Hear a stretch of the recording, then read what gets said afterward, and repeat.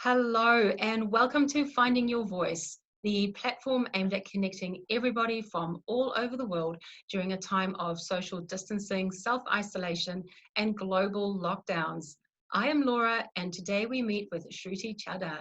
She is a health and life coach, spending a bit more time focusing on the life coach side of things, where she helps anybody that comes to her with any issues related to money, to career, to love, relationships, and all the stress that's associated with them.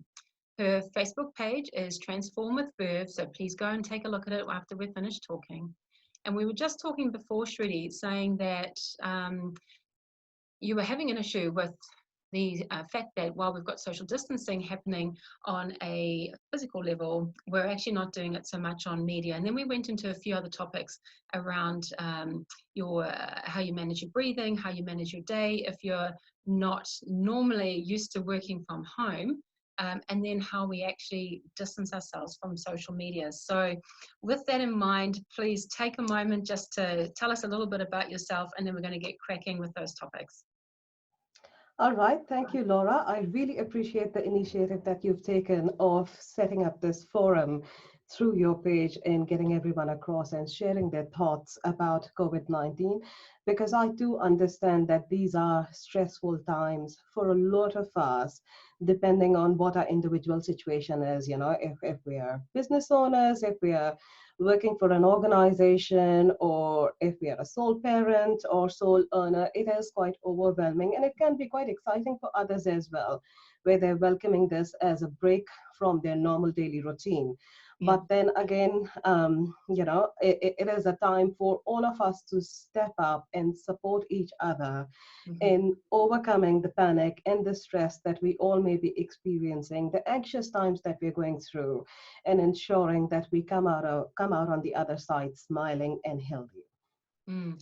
I love that, coming out the other side. It is kind of what it feels like. It feels like we've stepped through this doorway that we didn't see Mm. had the label of COVID-19, and the entire world's gone and just stepped through this doorway, and Yeah. we're blinded by everything that's happening, and trying to find our way through it. And I imagine that there would be so much stress for a lot of people that you might actually be seeing as part of your clients, that they'll be coming to you and just be going, I've got concerns with my money, I've got concerns with my career, I might not have my job, or my relationship is really struggling right now, but we're Hmm. shouting at each other, or we're not talking to each other. Yeah. I'm bombarded by so much information right now. I can't tell you, for me personally, how many COVID-19 emails I have received. Everybody is sending the exact same message with a different letterhead on. There's That's true. just so much going on. So I love that you want to talk to us about those 3 points. Where do we start? Do we start with the breathing? Do we start with working on what our routine is? Do we start looking at, discerning what is important for us on social media? Where do we start? So at this particular point of time, there are three things that I want to focus on, or I want to talk about today. The first one that I want to focus on or talk about is sort of building resilience. So Mm, right now, I do understand with COVID-19, everybody is in this panic state, and everybody's wondering what's going to happen. Am I going to have my job? Will I be healthy? Will I be able to look after my family? mm, Am I earning enough? So we are in this fragile state, and COVID-19 has reminded all of us on how fragile the life state is. mm, And yeah, it all begins with you in terms of how resilient you are. And if that thing is missing, it just gets very hard to cope with the different situations that are thrown at us.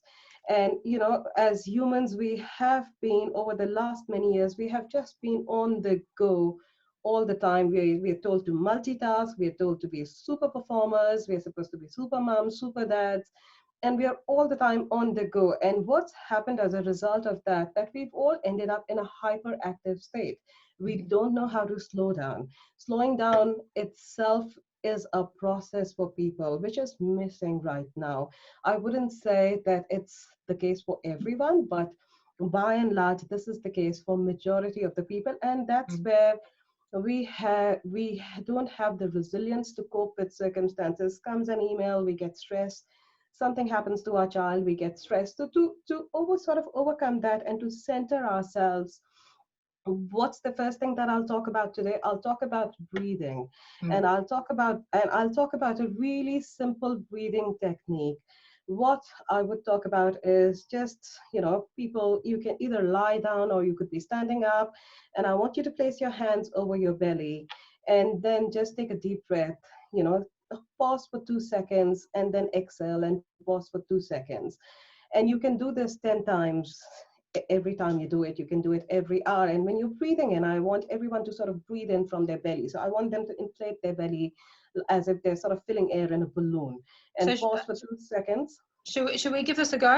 I could do with a bit of Yeah, we breathing. can do it. So Okay, we can do it while sitting as well. tell So me what put I've your got to do. hands put your hands over your belly or over Yeah, your abdomen, and yeah. I want you to breathe in. And when you breathe in, pause for a couple of seconds. So, and then when you breathe out, you pause for a couple of seconds. But when you're Okay, breathing in, I want you to inflate your abdomen, and then just focus on your breathing. Don't think about anything else. I know it's hard, but just focus on your breathing. So we can do that for 10 times. So okay. we can start now. Yeah, breathing in. So I'm holding at Breathing the out. top for 2 seconds. 2 seconds, and then we breathe out, Okay, and we repeat. breathing in. Breathing out. You can use your mouth to breathe out, or you can use your nose to breathe out. But I just want you to, when you breathe in, I just want you to feel the sensations that are there in your body when you're breathing in, and just feel wherever the tightness is. It's okay. Just observe your body, and do that for 10 times. Mm-hmm. And then that's about it. And you can do it while lying down as well. Just sort of, observe your body, observe the sensations. And I would recommend that you do it for, you do it every hour. Mm-hmm. You try and do it every hour till you form a rhythm, till it becomes a habit with you. So you're focusing on your breathing. And the reason why I ask you to do that is because this is triggering our parasympathetic nervous system. That's a Mm-hmm. system that helps us relax, it helps us to get de-stressed, and it focuses on our body, and it allows us to center ourselves as well. So it's very important at this particular point of time for us to be focused with ourselves, to be centered, so that we Mm-hmm. are more calmer and we're more happier with ourselves. Mm-hmm. So that's the first thing I would recommend. And it's something very, very easy. You don't have to go to a gym. You don't have to go to a Yeah. park. You can do it in your bedroom. You can do it in your living room, wherever you are. Even if you're cooking, even if you're standing and cooking, just stand there and put your hand on your abdomen and breathe in and out for 10 times. That's all. Yeah. There is no rocket science involved to it. Mm. And that'll just sort of help calm your system down, and it'll trigger the parasympathetic nervous system in your body that will help you calm down. So we do need to do that, because I know a lot of us are going through so many things right now, and Mm-hmm. there's so many thoughts that are going through our minds, like what will happen after four weeks, or what will happen during 4 weeks. Yeah. Will I be safe or won't I be safe? So this will just help you calm down. And really good as well, I imagine, that if there's anybody who's struggling to get to sleep because their mind is racing too much, or they've got too much fear when they're going to sleep and they toss and they turn, and maybe they're experiencing insomnia or Hmm. broken sleep or anything like that, that maybe instead of, doing something that's actually going to activate your nervous system and get you firing, like having a late night snack or anything like that, anything that's not what you would normally be doing, that Hmm. perhaps instead of all that, we could go quiet and we could actually work on just breathing. And if we were Breathing, doing that's that right. lying down, that actually might help us to nod off a little bit. It would, yes. Mm. I have sort of done that with myself. So there are a lot of times when I have been working late in the night, and when I'm tired, I sort of do that, and it helps me go off to sleep really Mm. calmly and fairly soon. Yeah, thank you. Now, we were talking earlier when you mentioned that you've been working from home for the last Hmm. couple of years, and that there's no massive change or break in your routine, because you've got everything set in place, and you know exactly when you're doing everything, and it's basically business as usual. However, Hmm. we've both identified that there's a lot of people who are now having to work from home, Yeah. okay, who are going, I don't know how to do this. I don't know what my routine is. I've got Mhm. everything shaken up and inside out and upside down. And I don't know how to do this. So I'm wondering, for somebody who has got a routine in place for home, what could you suggest? So somebody like me, for example, who goes to work, right? If I'm now at home, I, what do I do? Where do I start? How do I make sure that I'm doing absolutely everything that I'm wanting to do within reason, Mhm. and not Mhm. and not putting too much into my calendar, and not adding to my stress by setting targets that I can't achieve? What do we do? Okay, so I guess for that, the most important thing is just setting a high level schedule for your day. So we have to establish a routine, and we have to, when we establish a routine, it's not that it's going to work every day. It may work one day, it may not work at all. We have to put the routine in, and we have to observe it over a few days to see what is working for me, what is not working for me, and improvise it as per need basis. But then again, like, I have been working from home for a couple of years, and I have been in the IT industry for more than 20 years. So I have, I'm used to flexible working hours where I work from office and I work from home. But the most important part is that establishing a routine and a schedule around your day. So you have to look at yourself and say, what is the time I'm going to be most productive? Mhm. Okay. And you set a time for your day that, okay, I do believe that from 10 a.m. till 12 p.m., I'm the most productive. So that's the time I'm going to set aside for my professional work if I'm working from home. So this is where I am, doing the needful that I need to do to earn my living. Mhm. And then what are the times when I'm sort of saturated and tired? Okay, maybe I am little tired by from 2 to 3. So that's the time I look at low administrative tasks, such as looking at your emails, responding to some, emails, light emails that you've been getting.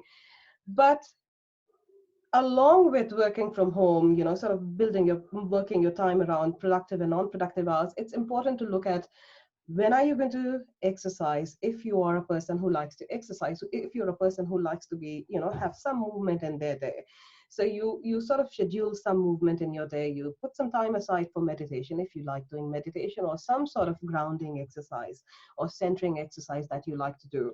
You need to put some time aside, where, since everybody is working from home, it's not easy. You have children at home who demand your time. So perhaps around your lunchtime, you can look at sort of doing an activity with your children, where you're not only sort of, you can do some healthy cooking at home, or you can do cooking with family, or baking cookies or things like that, where you're not only spending time with them, but you're doing an activity with them. Mhm. And then you can sort of, maybe put some time aside when you're tired by the end of the day. So usually when we're sort of going to work and coming back from work, our switch on and switch off time is the travel time that we do. We listen to Yeah. music, we listen to podcasts. So in this instance, since you're working from home, coming out from one room to another is not enough time for you to switch on and switch off, that this is my work time, that's over, and Mm. now my home time starts. So I would recommend that, maybe listen to music 10, Mm. 15 minutes before you step out of your room, Mm.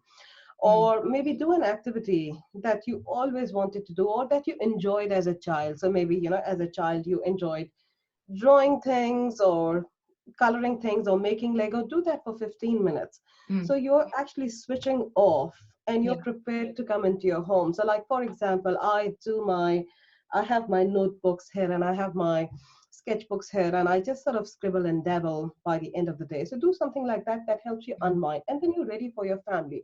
So Mm. that way you're giving yourself fully to your work and to your family without getting stressed that, oh God, I have to make breakfast and I have to make lunch and I have to look Yeah. after the kids, and what will the kids do? And when you have this sort of routine established for yourself or schedule established for yourself, you do the same thing with your children. If you have Mm. children at home, and they are at home for 4 weeks time, and children are full of that, full of energy, they want your attention, they want to do things. So maybe set some time aside for their reading, for them doing their homework, their device time, then the eating time, and then rest time. And I do say that, during your day, it's not that you're going to be productive 120% time of the day. You won't be, because you would have too many things happening around you.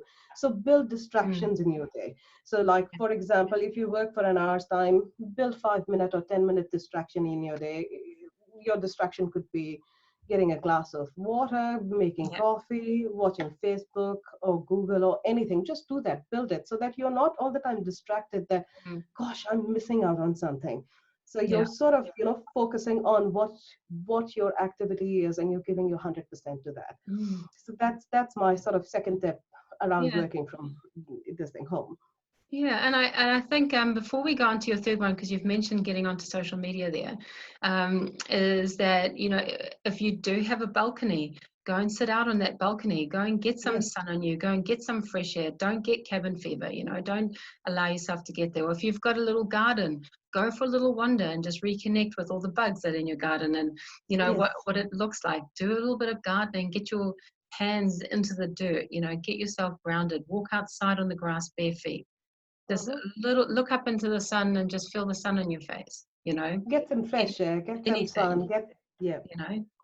So thank you. And then in terms of all of the posts and all of the information that we are receiving, if we were to talk about even just Facebook, for example, Hmm. you mentioned discernment about what it is that's important for us and what it isn't. Do Yeah. you have any suggestions there?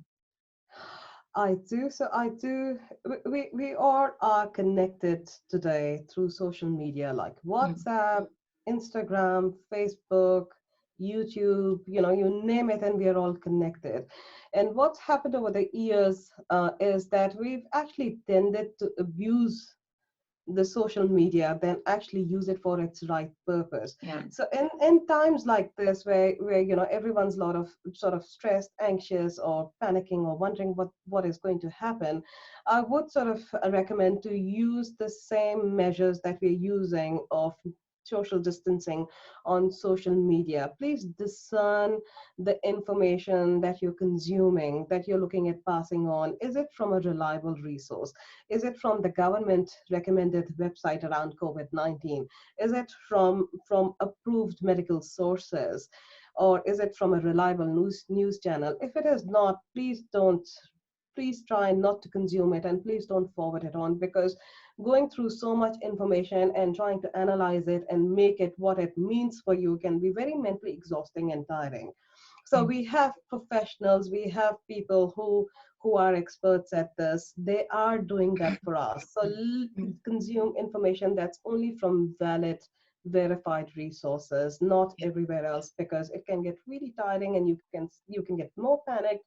You'll do things that's recommended. Like, for example, there've been emails that have been floating around on WhatsApp, like, hold your breath for 10 seconds, and if you don't cough, you don't have fibrosis, and you don't have COVID-19. It's like, that's not from a valid resource. That's not from a doctor. Mhm. How do you sort of start doing those things and make everyone else in your family do that? That's just Yeah. adding unnecessary stress to Mm, yourself and to your family members, and it's mm, unfair.